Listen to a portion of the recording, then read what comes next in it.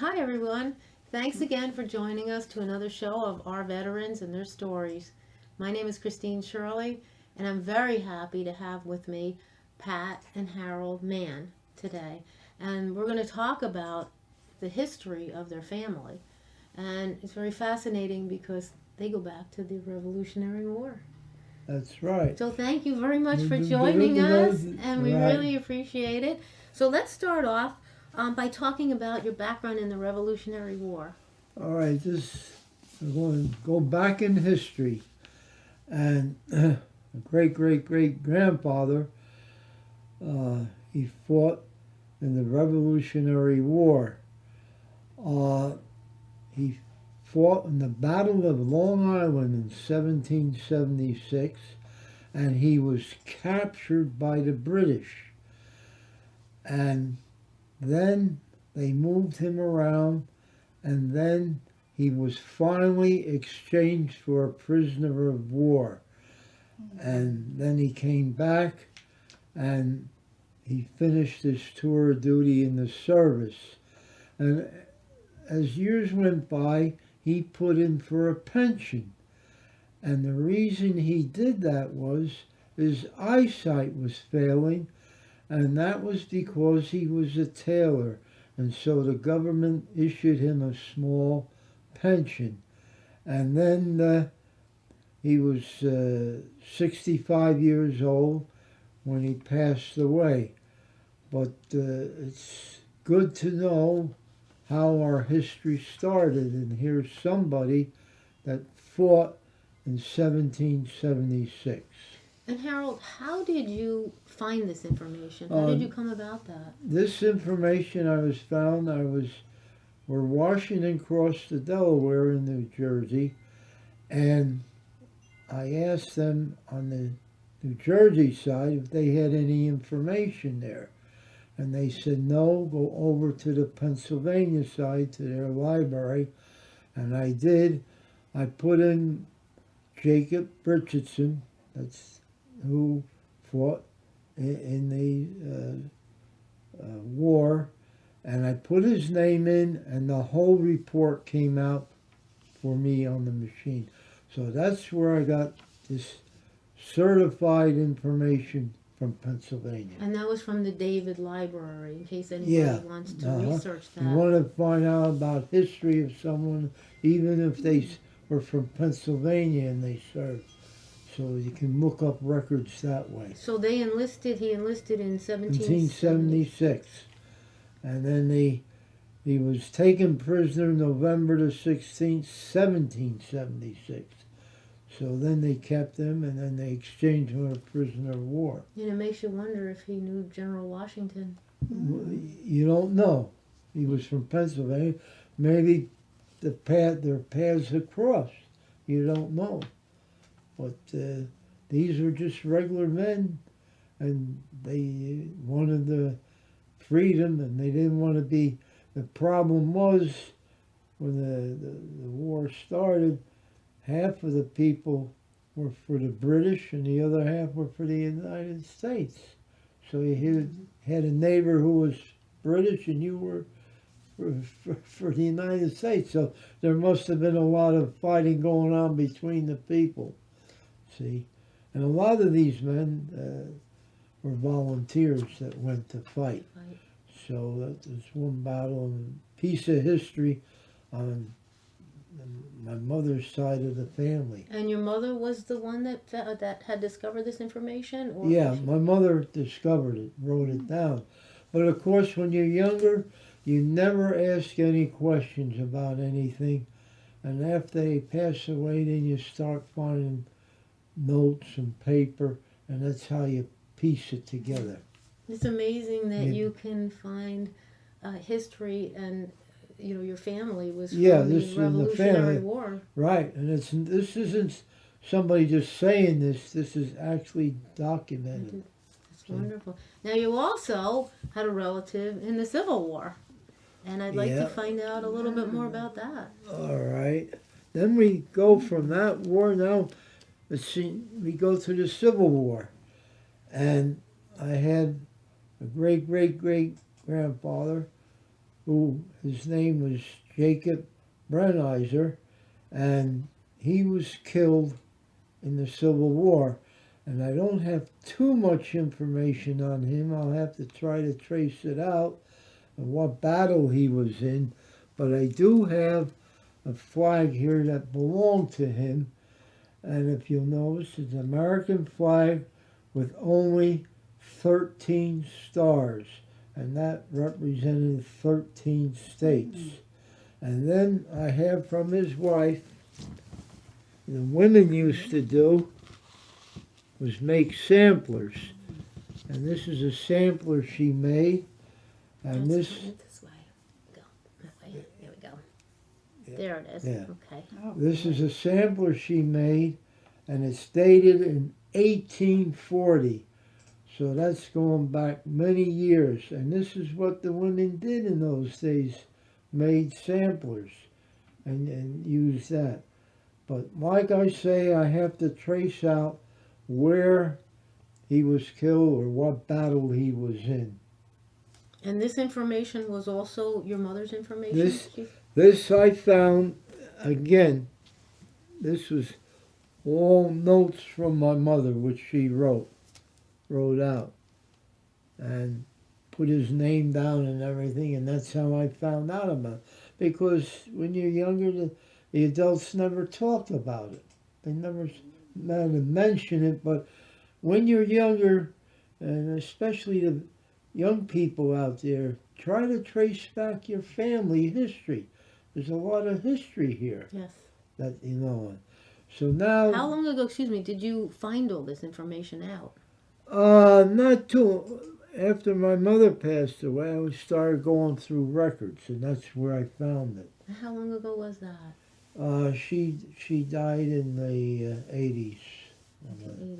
80s. My mother, let me give you a little history. My mother was born in Indiana, and then the family moved to Coffeyville, Kansas.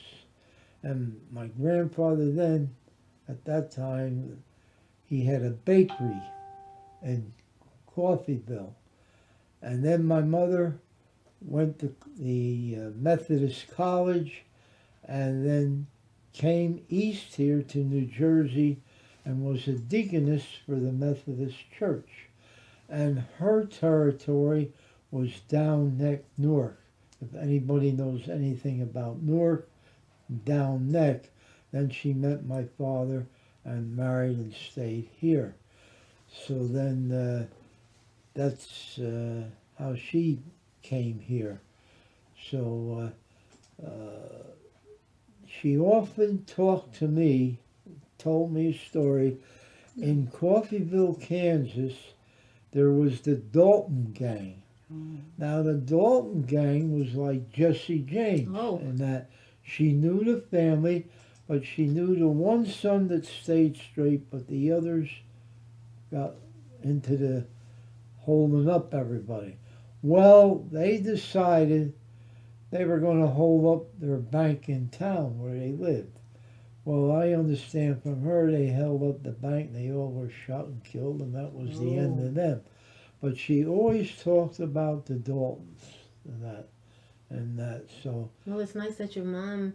My mom was very active in the Methodist Church, and I often teased her. I think she did more work for the church than the minister in the church. She was involved with everything. That's wonderful. So, that's wonderful. Yeah, she was always active in church. And my mother was only a short person. She only come up to here on my shoulder, and she was very short, took quick steps, and it was odd getting a pair of shoes because she was so short. But she went to Kresge's store in downtown Newark, and the salesman there always got her shoes, a 4B shoe. Wow. So that was small. So that was life with my mother. Mom. And now let's talk about your dad, because your dad was in World War One. Yeah. Now we go to World War One. I've gone through the wars, and my father, he was from England. And we have a picture of your dad in here too. Yeah, I'll show you this. Just to tell you something, my grandfather, my father's father, came from England. He came by himself. Then he sent for the family, his wife, my father, and 2 sisters. So now World War I broke out, and my father enlisted in the army. And in those days, if you enlisted in the army, you became a citizen. So then, this is a picture of him and his mother in his uniform. You can see that. It's a very nice picture. And from World War I. Now, he went overseas, and he went overseas, and he fought in France. I'll just show this first. Hold. Okay. He fought in France, and he. The picture? This is his. The Here's Dover his picture. Excellent. Okay, good. His uniform, Oh, how nice. and in those days they named the Americans the Doughboy, which was made from the way their uniforms were and that, and We also looked that up as to what the doughboy meant. And Right. the term doughboy, it said, most commonly referred to American infantrymen around World War One. And it said by the time World War II began, they were called GIs. But the evidence of the word doughboy was in use as far back as the mid-19th century around the Mexican border. And I think, Pat, you also mentioned about... Right, I looked it up, and there's a theory that the Salvation Army, the women from the Salvation Army, went to France and delivered donuts to the soldiers. So they think it might have come from that too. all right. Now, I'll show this first. I'll just put this here. Now, I'm fortunate to have my father's World War I uniform. This is amazing. This is his uniform from World War One. 3 caps on it too. 3 stripes. Yeah, I don't know what that stands for, but he fought. Let me put this down now. And this, with his uniform, these are like leggings they use to roll around their legs. And that was part of their uniform. So this, they just Put wrapped around it their around the wrapped leg. it, yeah. It was like you're putting on a bandage or something in it, but they had to do that. And I wonder how they held on. I mean, I by don't pins know. or It's by... tied on maybe. But that's the way it looked. It looks like they tied it, see the things Tied wrapped. it on. So they not there. So now he went over, he fought in France. He went over the top twice. That's in the trenches. And then he captured a German machine gun nest. And then he was gassed over there. And that's when, in World War I, the Germans used gas. So after that, he was sent back to the States. But first of all, they used to pass out a booklet for the troops to be used for English, French, or German. And then he had a name tag here. He was in Company A. Now, he belonged to the 6th Engineers. Now, the 6th Engineers went overseas to build bridges, but the fighting got so bad that they put all the troops in the battle. So I have here a whole book published about the 6th Engineers, and they followed all the troops, their names and everything, and when they were wounded or that. And my father's name is in here on the when he got gassed over in France. Now, what my father would do,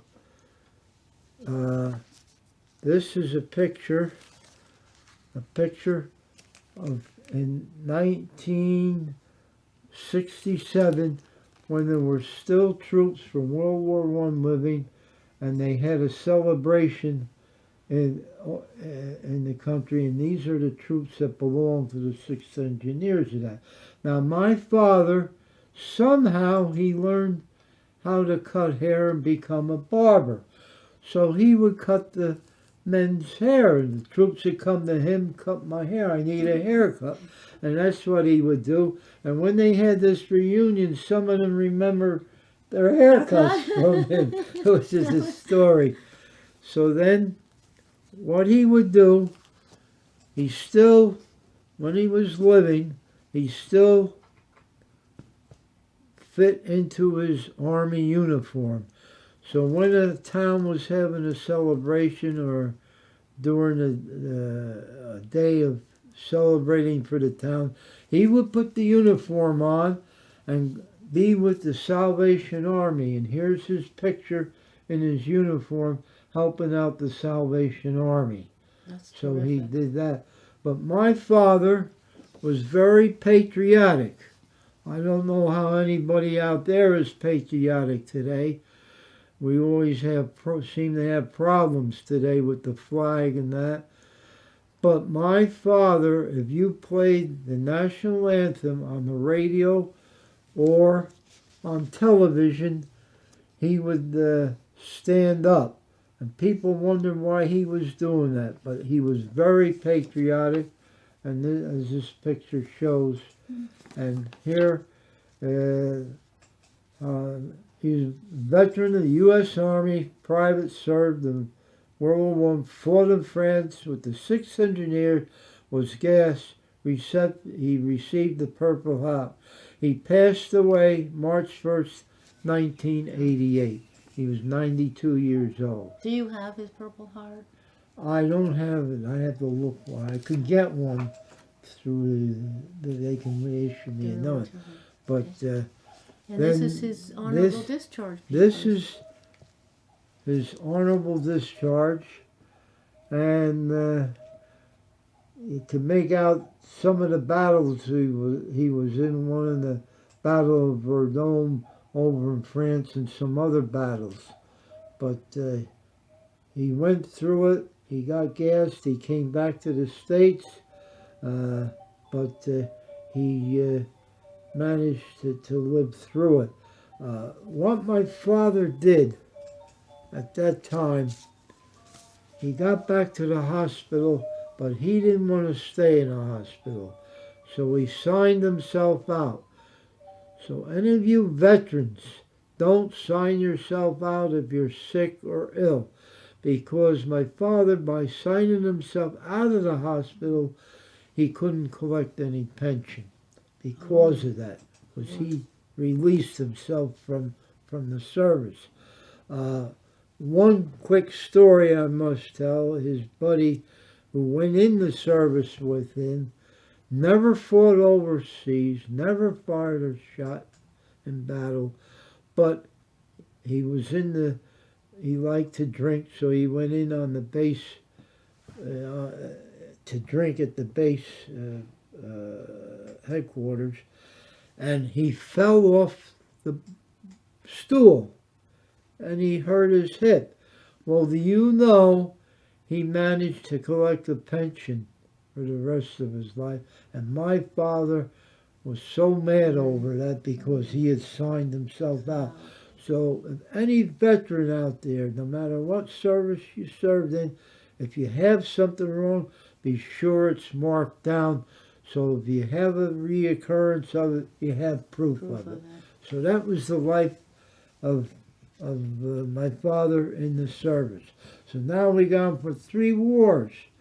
And now, of course, World War II came along, and I had a cousin in World War II, and he was stationed in Florida all his time, but he taught men how to fly the B-26 bombers, which we used in battle.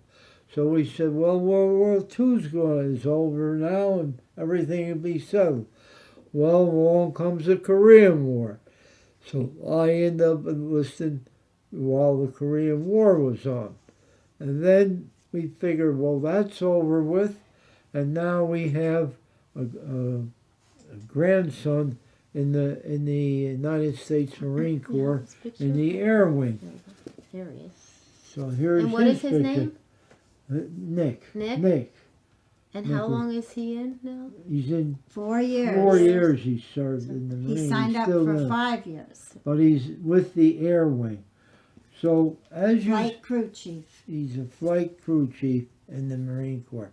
So you see, family, on my side of the family, has gone through every generation of war. And it doesn't seem real. We always seem, the United States always seem to be in a battle. And of course, with the Civil War and the Revolutionary War, the Revolutionary War, your history, you had history right here, where you live in the United States, with George Washington and the troops, and that. And in those days, they had to march distances. They didn't all have horses to ride. That's for I had sure. my father's cousin was in World War I, and he always used to tell me he had to make sure his horse was in top shape because they had to ride the horses and the horse had to take you. That's amazing. It is. It's amazing what you look back at and what men had to go through. And the fact that they've told you these stories. Yeah, the that's- stories are told. If I didn't have it written, some of them are written down. Where like my father, I finally got the story out of him because he didn't want to talk about it, you know. So, and that So lasted. that's nice is that he passed that on to you. And Yeah, you have yeah. And also Pat, Yeah. you have a family story too. And Right. you have your little box. Why don't you tell us a little bit about Oh, your yes. family history? Yes. I remember growing up in the 50s and my father sitting down at dinner talking about World War I when he was in World War I. And he talked about standing actually right next to Adolf Hitler. And he said he was nobody then. He was only a soldier, and he was standing right next to him. And you had a little box that you had some artifacts. Oh, that you wanted to show yes, us, yes. And he, different things. All different things, like money from Germany, from the Nazis. And here they are.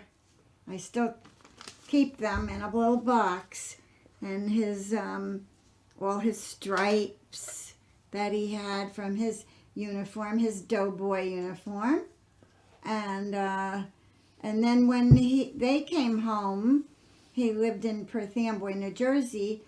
They were very honored, and they had ceremony after ceremony, and special honorary badges and medals and for serving their country. And the towns, all the little townships, cities, they were very proud and they honored them. And he talked about the victory gardens that everybody had. Did you also have a During picture the of war? him too, right? That you could show us? Oh, yes. Yes, I have a beautiful picture of him as a young army soldier from World War I. That's wonderful. Original frame and everything. This is how the frames looked, and Very handsome man. Yeah, Very nice. yes. Very nice picture. yeah, he was very proud, and he said that when they were in the front line, he really believed in God for the first time.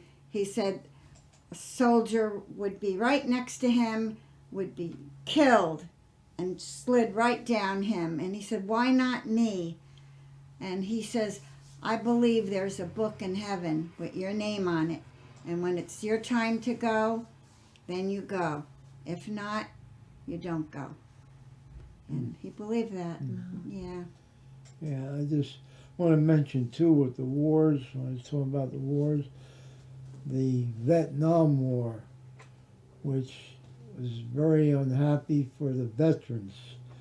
But now the veterans, the Vietnam War, are starting to come out. Yes. And I was at Woodbridge School the other day, and the children were all outside, put on a program, and they said, "You want to say anything?" And I told them, I said, if you know anybody from any war that was in the service and their relatives or cousins or somebody, go up to them and thank them for their service as a veteran. So I hope the children remember this, and maybe some of them remember it.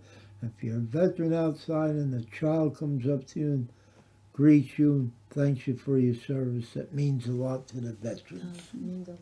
Yeah. I would also want to add that I looked this up, and Armistice Day ended World War One, and that was on November 11th. Right. That was 1918. Right. So that makes it this year the 100th anniversary.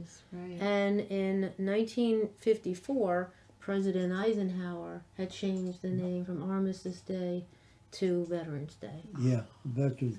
And Veterans Day is coming up this weekend. And then also with the Marine Corps, it's their birthday, which was founded in 1775. So we have a ball.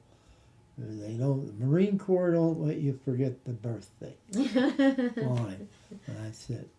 Well, is there anything else that you might want to talk about your families that we didn't go over? Yeah, well, yeah. Just a couple other pictures I see here. Yeah, this is talking about the service. I had a son that served in the National Guard. I had a son that served in the Marine Corps. And the Navy? And the Navy were... Oh, yes. We got a nephew that's on the USS Truman on the ship. Serving right now, Marcus. Marcus, yeah. Also, my brother, he served in the Army. And my other brother was a Marine, and he served in Cuba in the Bay of the Pigs. Yeah. So did he have any story that he told you about serving in the Bay of Pigs? No, he was just proud that he was a Marine and proud to serve. Yeah. He didn't come home with any stories. We're finding out in this day and age, and I found out, we have veterans out there will not talk about their service, but we're trying to get the veterans to talk about the service and have it recorded so future generations can go to a library or Washington, D.C. and get information about the battles they were in that. And that's what we're doing here. That's what we're doing today. Go through every veteran that we can come across. Yeah, good. Our grandson came over to our house 4 years ago and asked his grandfather, "I'm thinking of joining a service. Which service do you think I should join?" And his grandfather looked at him and smiled. So he has been serving 4 years in the Marines. In Newburgh, New York, right now. He's a flight crew chief. When the grandson graduated from Paris Island, we were down there to see the graduation. And that's where I trained from. But I just want to mention, while we were there, I found out through the Brigadier General that the Commandant of the Marine Corps would be there. And that's very unusual. So I said, well, I'll be in dress blues tomorrow at the graduation. And the Brigadier General said, oh, I'll look for you. Well, he found me, and then he said, now look, when the program is over, I'm going to take you over to meet the Commandant and his wife. He want to take you and your wife over. So we met the Commandant of the Marine Corps, and the first thing he said to me, "Where's your grandson?" So my wife got him, brought him over, and we have a picture of it. And that's the Commandant Dunford. And now he's been promoted to Chief of Staff in Washington. Wow. So that means a Wonderful. lot. What So an it honor. worked out as an honor. And we were the only ones that got to meet him. Nobody else. They picked Yeah. me up. He said he So- wanted a picture taken of an old Marine and a young Marine. Right. Yeah, when I do the other, I'll show that. When I Thank do you that. so much. So it's been a pleasure. And Well, I- we thank you very very much, much. Pat and Harold, Thank you. for sharing your family history with us, which is just incredible. And this is actually our part one, because part two, we will be talking to you about your service during the Korean War. Yeah, it's giving this talk or lecture. Somebody might see it somewhere. It might be a connection somewhere, a family connection.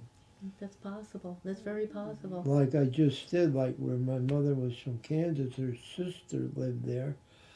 Saw her 10 years ago, and she passed away recently. And my Right. son that moved to Kansas, he told me about it.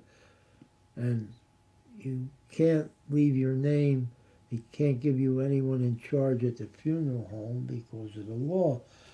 And then I remembered my aunt had a son.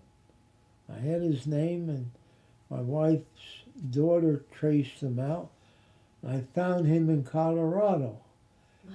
So when I called him, I said, "I haven't seen you since we were kids, when we visited Kansas." He was only a kid. Wow. So I traced him out. And the reason I couldn't get his sister, she had passed away. So I found somebody by coincidence, see? So you don't know, by giving this talk today, somebody might pick up on something or looking for I can somebody. see that. Even the last name Mann. My grandfather came from England, but he never talked to the family about his father, mother, sisters, brothers, nothing. And I didn't think to ask as a kid. So maybe somebody in England or somebody sees this, the name of man, maybe there's a connection. We'll find you. We'll find We'll it. find you. And I'd like to end saying that I also served my country. I served as a registered nurse at the Veterans Home in Edison for 27 years. And I heard all the stories from the soldiers, but just one in particular I thought was a little funny.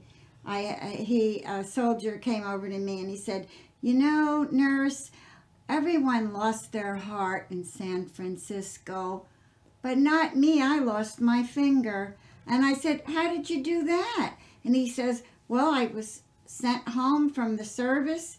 I was in a ship and I went underneath the Golden Gate Bridge and my finger got cut off in the rope and off it went and a shark took it." Oh, Wow. no. Oh, no. But he Oh, says, no. "I'm okay. I just wanted to tell you that story." Aw, So listen. it always stayed with me. Yeah. Well, thank you again We're very glad- we're much. glad- We thank you enjoy it. both for your service. Aw, And thank you Yeah. for being with Right. us. We really, really appreciate it. And thank you all so much for joining us once again for our veterans and their stories. And if there are any other veterans that would like to come forward, we really would appreciate it. And thank you all so much for your service. And we wish you all the best. And God bless America. Thank you. Stories. My name is Christine Shirley, and I'm here again with Harold Mann. And we're very happy to have you here, Harold. Thank you for joining us. Well, once thank again. you for asking me and coming up and tell my story when I was in the Marine Corps. Well, why don't you take your hat off and you can feel a little more comfortable? We don't call this a hat. Marine Corps, it's always a cover. The cover. A cover. So what year were you in the service? I was in 1953 to 1956. So I was 19, but the government at that time had the draft. So I was scheduled to be drafted. So I went downtown Newark where I lived, and I had the physical and everything, and I passed. And they said, now don't go away anywhere because we're going to call you within the month. Report for duty. I said, all right. So I was home, and the phone rang, and they asked for me. So here it was the Marine Corps calling me. And he said, the Marine says, have you ever thought about joining the Marine Corps? I said, no, I never thought about it. He says, well, it'd be all right if I come up to the house and talk to you and see what we had to offer you. I said, so he came to the house, and my parents were there, and and he says, now if you join the Marine Corps, you'll make PFC right off the bat, right out of boot camp, and you can enlist for 3, 4, or 6 years. So I thought, well, I'll take the lesser of the 3. So I said, oh, and he showed me a booklet, and it just shining their shoes. I said, oh, this is nothing. So I said, all right, so I joined. Well, on July 15th came around, 1953, we all had to report downtown Newark, put us on buses, took us to Newark Airport.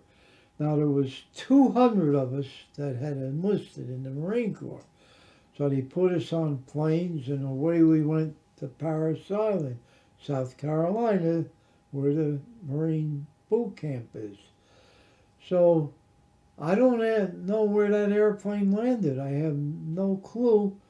So they got us on buses, and we took us to camp, and we're sitting on the bus, and also all of a sudden, the DI comes on the bus. He says, get off my bus, just like that. And we all get off, and they had footprints in the street. And he says, now, each of you take a set of footprints and stand there. And that's what we did. And he swore at us. And, you know, they were mad at us. And they knew we were coming because, being from New Jersey, we were known as the Mafia. Because of the reputation we had. See? Well, then they split us up into platoons, which is about 70 men to a platoon. And you start your training, you're drilling, and they yell at you, tell you to get outside. You go through the doors, and you get out there and say, you're too slow. Get back in and do it over. And you couldn't move your eyes. You had to look straight ahead. And they teach you how to march and drill. Then you start doing calisthenics, push-ups, which we never did before. And so then that training lasted 13 weeks. So now we graduated after 13 weeks, and they give you your information, and they tell you where you're going to go. And this is a picture of graduation in July of 1953. We all looked alike, all in uniform, all looking straight ahead, so it's hard to find me in that crowd. I don't remember exactly where I was. I was going to ask you that question. Yeah, You know? we don't know. We can't tell. So you have to use probably a big magnifying glass to find us. So that was our graduation they gave us. And also, they gave us a book like you get in high school when you graduate. And that has pictures in there of our platoon. And they have my picture in there when I was there. Now, another thing they teach you is to go for gas. And you put on a gas mask and you go in the hut and you get in a circle and you're marching around, and the DI opens the door. He says, I want to hear you all sing the Marine Corps hymn, marching around. and don't touch your face because that'll burn, you know, from the gas. So we're marching around in there. He opens the door again, and we're singing. He says, "I can't hear you people," and he slams the door, leaves us in Oh, there. no. Finally, they let us out, and then the gas goes away, you know. And you go through obstacle courses and everything like that. So it's a rough training. Everybody's new. If you didn't make up your bunk right, they they flip a quarter on it. If it didn't land right, they break it up, and you have to do it all over again. Oh, wow. But the discipline is very strict there. So anyway, to this day, we have a son that graduated, a grandson that graduated from there, and the DIs are still as strict as they were with me. Wow. So I will say, And this is a picture of you Yeah. here. Okay. this is a picture of me. This is taken of me, and then from boot camp. So that there. Now you had some stripes here. Tell Yeah, us about that the was stripes. corporal. That's after I've been in the Marine Corps a while. I'll get to that, where I got promoted to corporal. So then what they usually did when you got promoted, fellows at the barracks stand you a line on each side, and as you walk by, they punch you in each shoulder to put the stripes on you, you know, the Oh, tradition. okay. So that's how they did that. So anyway, I got my orders from boot camp. I was sent to school in North Carolina, supply school. Then from supply school, I went to Camp Geiger in North Carolina. Now, Camp Geiger at that time was a supply depot. Today, it's all changed. It's infantry training. Once you graduate from Paris Island, you go there for a month. They didn't have that then. So I was there, and at that time, Jacksonville, North Carolina, was a small town, not much there. And so I was there quite a while, almost a year, I'd say. And so you were allowed leave. So I went home on leave in Newark, where I lived. And I came back after a week, and I walked in the barracks, and they all said, "The captain wants to see you right away." And I says, "I wonder what I did now. I'm in trouble." Uh-oh. So I go up to the office, and the captain's there. He says, "Congratulations." He's smiling at me. I said, What did I do?" I said, "Sir, what did I do?" He says, "Congratulations, you're going overseas." Oh. "Just me? You're the only one going. You're your MOS." So Why didn't you the only person that he sent over? I was the only one available to go with my certain number I had. Oh, I was the only one to go. So I went up to the clerk at the desk, and he says, "How many days you got left on the books?" I said, "I just used them up." He says, "Let me see when you're due out in California." "Oh," he says, 15 days. I'll put you down. You're driving out there to California just to get extra days." So I got out to California, and they got us all together. And it was basically just staying in the barracks and waiting for our orders. "All right," they said, "tomorrow morning, everybody up at 5 o'clock and taking you to the ship." All right. So we get up, 5 o'clock, 6 o'clock, 8 o'clock, 9 o'clock, 10 o'clock, and we're still there. 11 o'clock, they said, "Everybody pick up your linen for your bunk, go back in the barracks. You're not leaving tonight. The transport you're going on has a busted boiler or something. You got to fix it."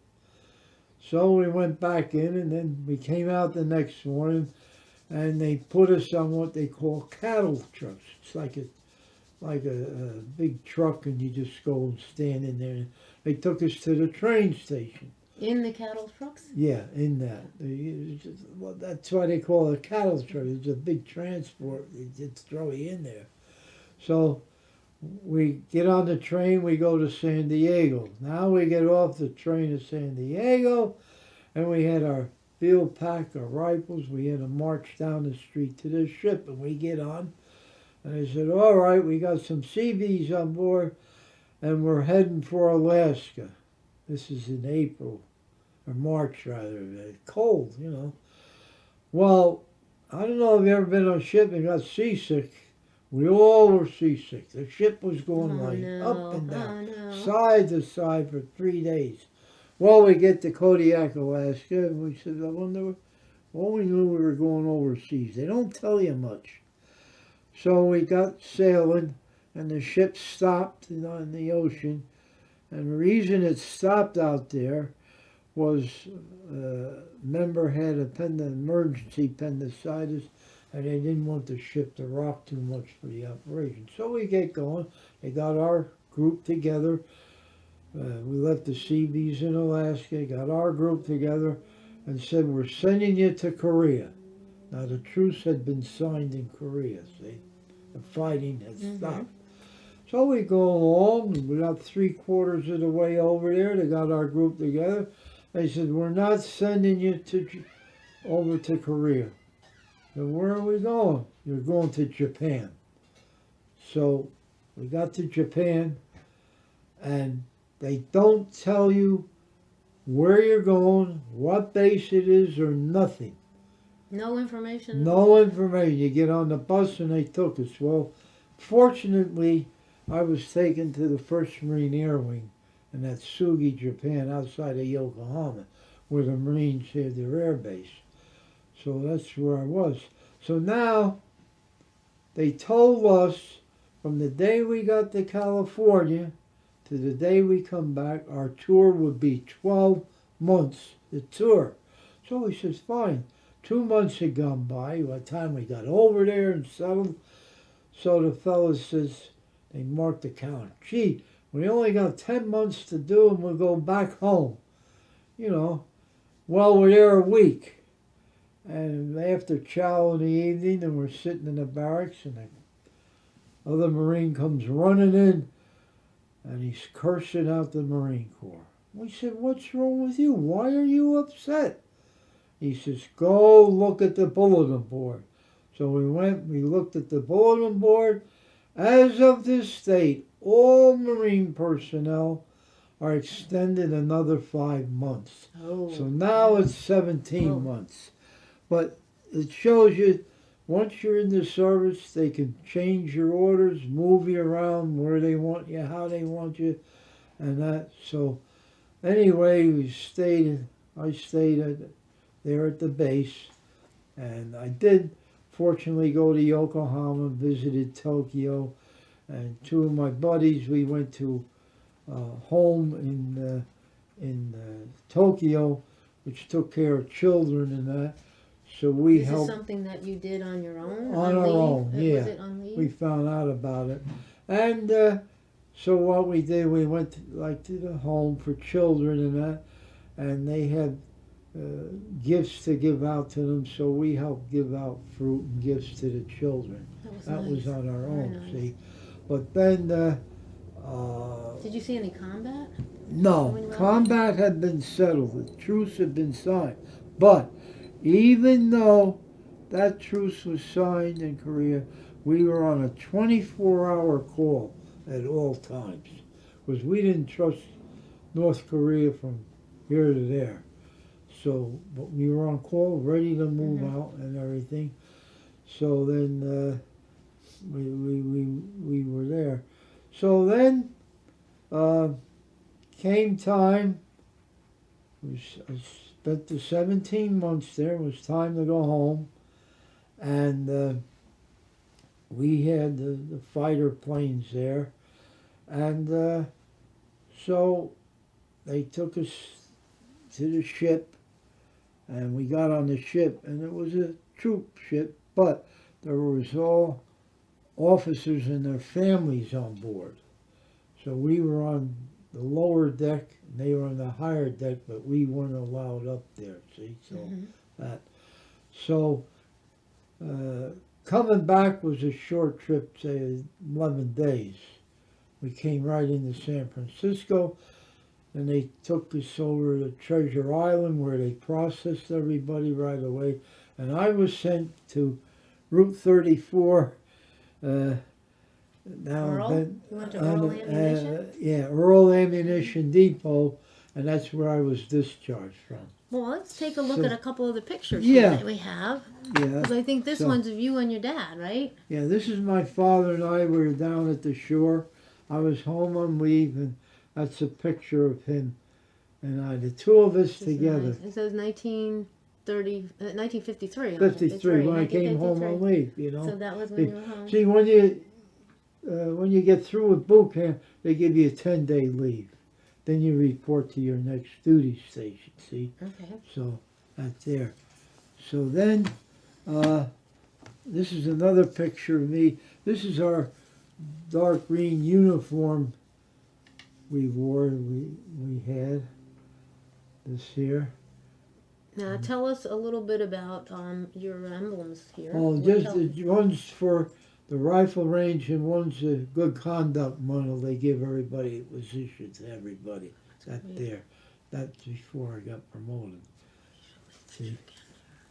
So, It's a wonderful picture. yeah. Very, Oh, very yeah. nice. I'll show you.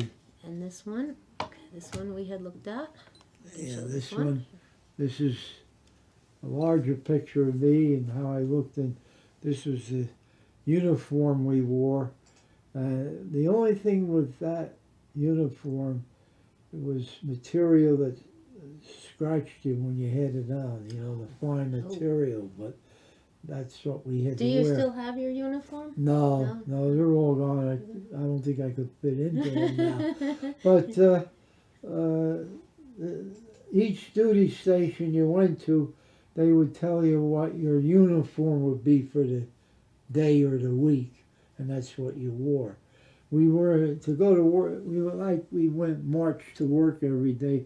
You'd be in green utilities, you know. That's what we used then. And what was your job? Taking care of all electronic supplies for the FJ2 airplanes we had, for the fighter planes. Any equipment they needed on the plane, we had to have that ready for them if they had to replace the parts and that, you know. And you had special training for that, right? Yeah, I had training for that. I didn't know which, you know, you'd have tubes or radio tubes, right? You had to know which one went where. It was all, everything we had was in crates, all marked, all inventory. So if we had to move out, you put the lids on and away you went. Everything was in order. You were ready, in other words. If you didn't have the parts and the planes went off and you needed a part, how are they going to fly? See, that there. And then I have this, I'll show you this. Sure. Can Can you take reach this? that? Yeah, absolutely. Okay, this was a puzzle. It looks Yeah. like a puzzle you had It is. made. This is a picture that was made up of me, and this is a puzzle, all put together with me. So that's a little different of me in a puzzle. So somebody gave that to you as a gift one year? Yeah. I forget, I think it was my wife's daughter got the puzzle for me. That's And, really nice. But This is yeah, you don't special. see No. you don't see something No. like this. All you see is a picture, but this is a puzzle of it. This is beautiful. Well, let's take a look at your medals. The medals that you have over there. Yeah. Let's see. What we have here. Got that? Yeah. Okay, great. Okay. Now, like, absolutely, if you could just let me show turn this everybody. around. I'll show And- everybody. This is I have made up. This is all my medals. And Can that. you tell us a little bit about each Yeah. one of them? Let me see here. This is good conduct. This one's the good conduct.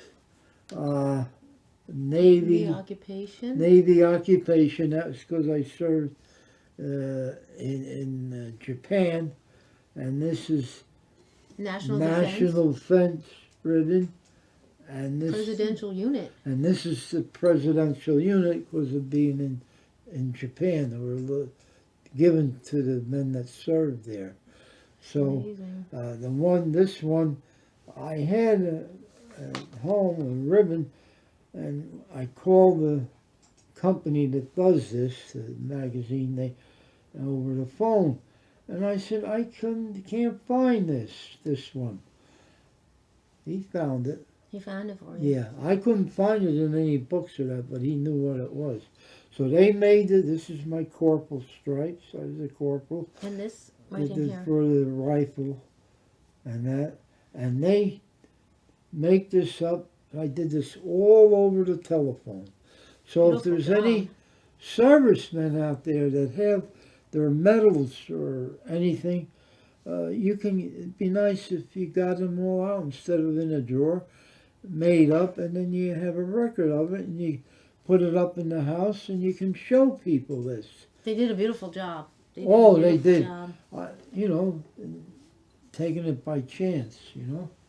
So now, when you came out of the service, Yeah. okay, what was it like your first day? Do you remember it when you came Well, home? had to get used to everything again. I'll tell you, you know, in the service, even in training, you don't get all the beer, you don't get all the soda, and you got to eat what they give you. And if you don't eat it, you're going to starve. How was because the food? Food was pretty Good. good, you know. Well, that's the only food there. You're going to starve or eat it, whether it was good or not. They put you on mess duty, and we had to peel the potatoes, you know, and hide them and that. Oh, geez, you're up all night. And the thing was, so then when I went to my new duty station, they had to serve a mess duty. In the new Corps, they don't have mess duty anymore. It's private companies. So we were on mess duty, the other fellows and I, and the cook come in and he says, "All right, men," he says, "you got to make up a Waldorf salad for luncheon or dinner." And we looked at him and he says, "You got to make up 1,500 portion for 1,500 people." Portion Oh for my that. gosh. And we looked at him and we said, "What do we do?" He gave us a big book, opened it to Waldorf salad, told you everything, how much to put in there. And we made it, made it. you know. But gee, I'm telling you, one experience when I was overseas, we had a captain, couldn't get along with the men. And I said, "Gee, you know, it's so easy being charged, but if you run the men right, everything runs smooth for you. You have no problem." Well, I came back from lunch one day and I had to go by his desk. And I said to myself, he annoys me. So I took his paper clips. I strung them all in a big chain and put them back in his container. He's still looking for the fellow that did it. But, you know, it was... He didn't know it was you. He didn't know it was me. But that's different things go on, you know, and that. But we went to work every day, you know, just like you're going to work at home and that. So, of course, one thing in those days, you got 360 yen to the American dollar. So that was a gravy train. You know, you go into a shop in Yokohama and want a jacket, and you say, "How much you want it?" He'd say 1,200 yen. And you look at the guy and you say, "I'll give you 500 yen, because that's only like $1.50. He says, "You come up, I come down," and we agree at a price. Of course, department stores there had the standard price, but that's what you do. And over in Japan, they had a bus room from the base to the train station. They had the operator ran the bus and the guy collected the fare, a few cents. Then you went on the train, and they had a good train system over there. Now, even though Japan had been bombed during World War II, they had rebuilt everything. And they were using, in the 50s, they were using more modern trains than we had here. Of course, I guess our money helped Mm-hmm. that. Mm-hmm. But the people didn't run away. They rebuilt their country. See? So that was quite interesting. At least that was a good experience. I wouldn't have gotten over there on a trip or something like that. And so that's what we did. So now, let me ask All you right, then. now What? we can't. When I got home, I worked for a while. Then I worked for a while. Then my wife passed away, Sorry. and then I was working. I got a job at the Irvington Town Hall in Irvington, New Jersey, in the tax assessor's office. So then my wife passed away. I had moved to Old Bridge, and I minded my own business. And my neighbor said to me, just told him one day, she says, I have somebody for you. In the meantime, just back up a minute, where I lived in Irvington, I went into the bank and this fellow was there, and I found out he was a Marine, and the manager was a Marine. And the fellow says to me, you want to join the Marine Corps League? I said, what are you talking about? What league? So that's when I joined the Marine Corps League. And that's great. where I'm still with today. I'm with we're in Woodbridge, New Jersey. We meet once a month, and we have men from World War II, Korea, Vietnam, and that. And I'm the chaplain there. You know, Are I you? take That's it. wonderful. So that's good. That keeps me busy. And tell us about this uniform that you have. All right, this is the dress blues that we use for in their major program, and this Saturday coming up, the 10th, is the birthday of the Marine Corps, which was founded in 1775. And if you have dress blues, you can wear dress blues to the fair, which I do. And then we give once a year, we give this medal out for the Marine of the Year. It's beautiful. So I was chosen a few years ago as Marine of the Year, and we're allowed to wear this at any occasion. So we do it every year for a different member. There's a committee that votes on it and that. So we do toys for tots and that, and the toys we give out to the children, appreciated. And anyone asks for a donation of money or something, we check first, investigate before we give anybody any money or any gifts or anything. So it works out fine. So that keeps me busy. It's That keeps me wonderful. busy. Now there's something else here. We have a Yeah, couple pictures all right. here. This I gotta go back a couple of years ago. These 3 years, I had to have. I know most of us, we get older, we have to run to the doctor. Well, I try not to run to the doctor, stay away, but I was having trouble walking.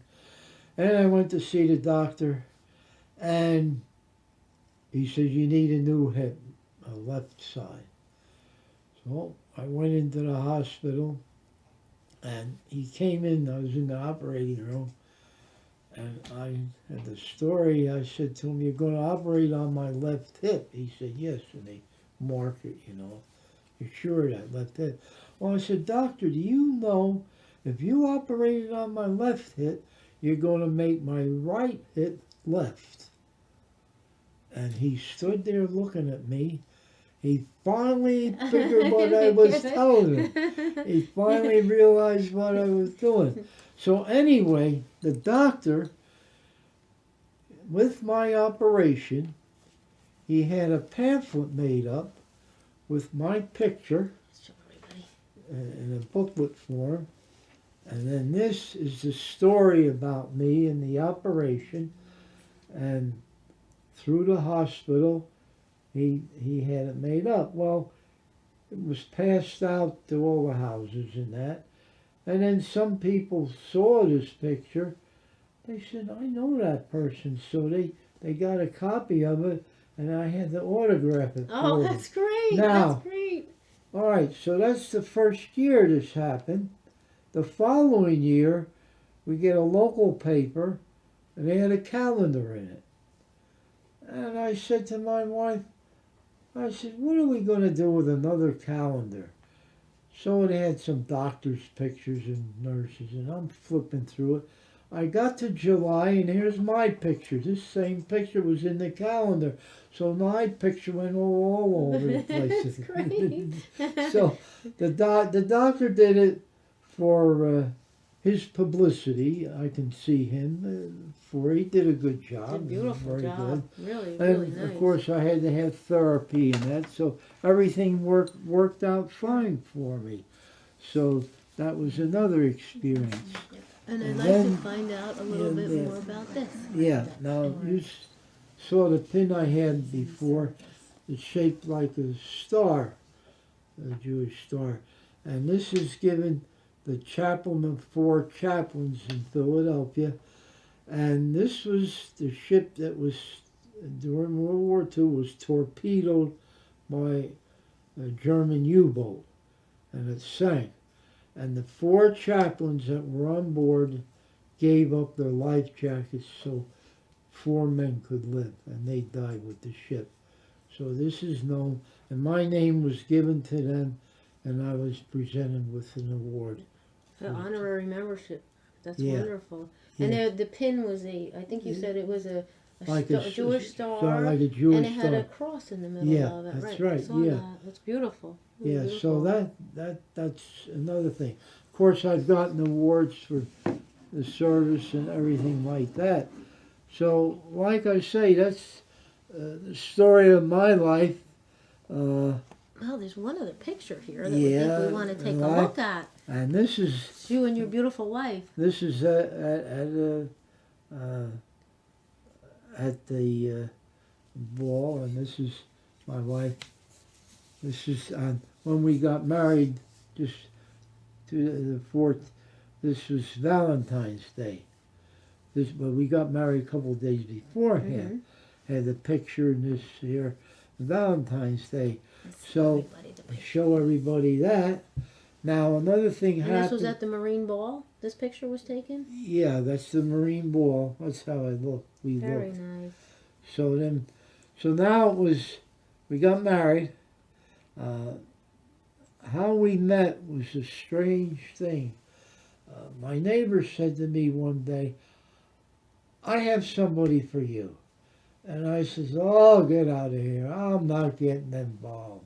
I'm not going to get involved. Oh, yes, you are. I'll arrange it. I'll have her brought to my house, and then you can come over and meet her and that. Well, I only lived across the street from where the neighbor lived, see? So it was she says, oh, it's the holidays. After Christmas and New Year's, I'll arrange it. So they brought her over. I didn't know her name. She didn't know my name. We never met. So I met her, and they had some refreshments, and the one that brought her had somebody with her. Said, oh, I got to take so-and-so home. So I knew they were angling for me to take her home. So I said, all right, I'll take her home, see. Well, she had just moved in with her daughter and didn't know where she lived. Didn't know the exact address. I found it. Jesus, it was. Hey, what? See? So anyway, we exchanged phone numbers, and that was it. So I come home from work, and my son said to me, hey, Dad, you know anybody by the name of Pat or Patricia? I said, yeah, I met her the other night. I met her. Why? Oh, she called up, and it was my birthday on January 6th. So she wished me a happy birthday. So anyway, we got acquainted, and so we're going in the car, and she says, yeah, I went to the church and Reverend Tweedy. I almost drove off the road. I knew Reverend Tweedy, right? So anyway, we drove down to my son's and meet the family, and she's looking at pictures. And she says, looks at the pictures, she says, I know them people. I said, yeah, that's my mother and father. Oh, She knew my mother and father. Wow. I said, oh, she knew. She went to the church where my mother and father were going. So then, and I said, well, where do you work? She says, at the Veterans Home in Menlo Park. I says, I'd been over there with the Marine Corps League. Met the veterans and everything, but I never met her. So there was always this connections. We got married, you know. That's amazing. So it was meant to be. Yeah. When we got to the airport on Valentine's Day, the wedding, you know. So one at the counter says, you want to enter our contest? I says, well, what do you have to do? He says, you got to write a poem about Valentine's Day. I wrote one. My wife wrote one. And we won first prize. You did? What did you win? We went the first class to England. So That's beautiful. Yeah, we went first class on the plane. They served you everything. Oh, boy, we had That's wonderful. So, me and going to England, my father and grandfather were there. We did get to go to this, like a library, and I looked up history of them, you know, and my grandfather, great-grandfather and that, and the kids. And they didn't call them students, call them scholars, you know, school. And my grandfather had been a coal miner in England. Now, my grandfather, an interesting thing about New Jersey, he learned electrical work. He went with Western Electric. Now, he installed some of the first equipment in the state of New Jersey, telephone equipment for Bell Labs. And he worked ashore, he worked Newark, and that in the big buildings. So he put in some of the first communications in the state of New Jersey. Nobody had phones. Few people had phones. And you should see it today be a big change. But that's what he did. My father worked in Newark with Oxwell, which was part of Union Carbide, and he was the head inspector there. And he wouldn't let a piece of work go through if it wasn't right. He checked the whole job. He didn't have arguments with people. Wow. But the way they worked in those days, the worker made so many in a day. Well, if he got done at 2 o'clock till he went home, he could make more, get a bonus. Well, they get careless, they get in a hurry to do, oh, no. He'd take it, he says, this piece isn't going to work. The next piece isn't going to, you ship that out, not going to fit. He'd reject it. And he was right. He was very right, my father. So, Well, I tell you, you have quite a history. That's a lot of history. Of course, we have my son. I had a son in the National Guard. I had a son in the Marine Corps, and then we have a grandson in the Marine Corps in the Air Wing. So it seems every generation gets caught up in some service. Which is wonderful. It's wonderful that you have that opportunity and you serve. Veterans are try to tell the veterans, look up some of your history you have in the house and tell the children so they know, they understand. Now, I, being with the Marine Corps League, I was invited this past week they do it every year, inviting veterans to go to the different schools and talk to the children. So I went to the one school in Woodbridge, and they had a program outside, all the students, and they had the choir, the children's choir sing American patriotic songs. And then the teacher said, do you want to say anything to them, the whole group? And I said, well, I was in the Marine Corps, I'm a veteran. I said, I wish you children, if you know anybody in the family, relatives or somebody, where you see them, go up to them and wish the veteran for their service. Giving them thank you for your service. And they'll appreciate that, you know. I believe so too. And I hope maybe some of the children that sank in their minds, others maybe forget it, but I got a thought going for them. Which is so wonderful. That's what I do there. Then I went to the high school, and they had a luncheon for the veterans. So I've been in parades up in Raritan and that, you know.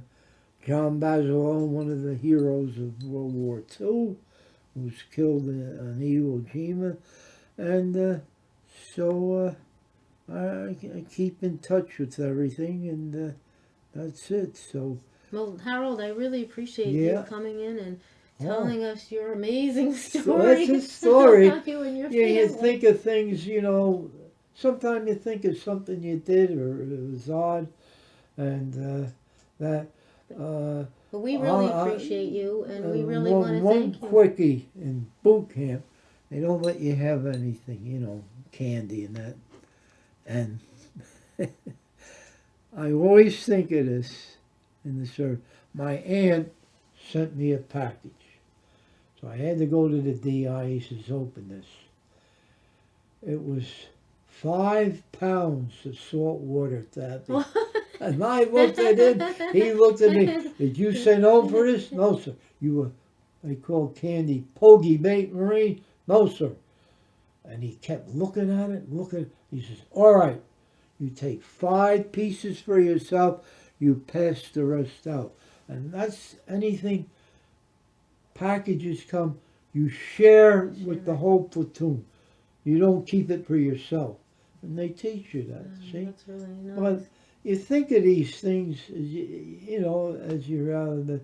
In fact, at the graduation of the grandson, we were at dinner, and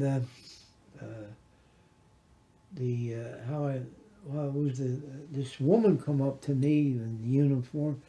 She says, I'm the sergeant major. I was in this red uniform. And she says, I looked across the room and said, the brigadier general's here from the base. She says, you want to meet him? I'll meet him. They escort you up there. You don't run up. I was the only one. And I said, I'll be in dress blues. That's what I got on now.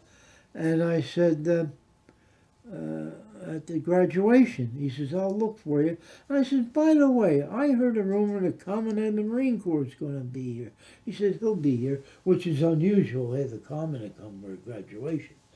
So he spotted me the next morning at the graduation, and he said, now look, after the graduation, you and your wife are going to take you and meet the Commandant of the Marine Corps and his wife. Wow. Went up there.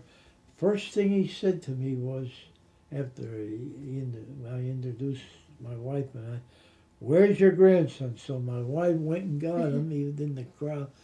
And he wondered, what did he do to get up to the Commandant? Oh, my. So the Commandant we had a picture taken, my grandson in the middle, me on one side, and him on the other.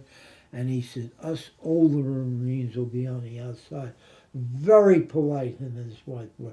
Well, now, in Washington, he's chief of staff. So meeting him, you never know who you're going to meet. That's wonderful. So it was. I was the only one. We were my wife and I were the only one. Nobody else.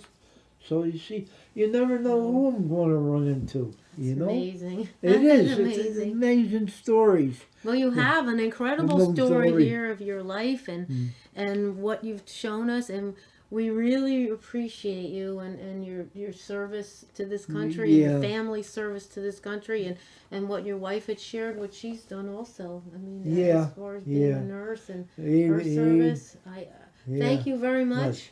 Thank you. I so much. enjoyed it. My wife Thank and you I for enjoyed serving. coming. And we want to wish everyone that to say thank you to Harold and to Patricia once again. This is our part 2, and we want to tell any veteran that might be interested in joining us and coming on our show to please contact us, and we'd be very happy to meet with you and to talk with you. And once again, thank you all, and God bless America. Hey.